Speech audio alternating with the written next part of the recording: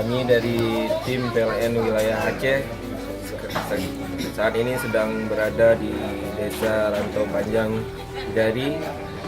Tim kami hari ini alhamdulillah telah sampai ke Desa Rantau Panjang Bidari dan rencananya PT PLN Persero wilayah Aceh akan segera menyelesaikan pembangunan jaringan listrik pedesaan bisa yang difasilitasi oleh PT PLN Persero BPK, dan insya Allah dengan adanya listrik ini bisa memajukan perekonomian di Desa Rantau Panjang Bidari khususnya di PLN wilayah Aceh.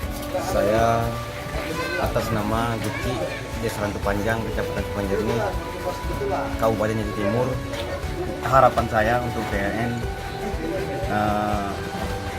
agar segera masuk ke Desa Rantau Panjang dengan adanya listrik.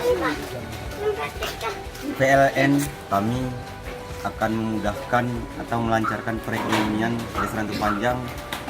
Harapan saya ke depan, Pak, dengan adanya PLN kami dari desa tembus ke PT Mapui Raya, mungkin dengan adanya PLN ke depannya kami bisa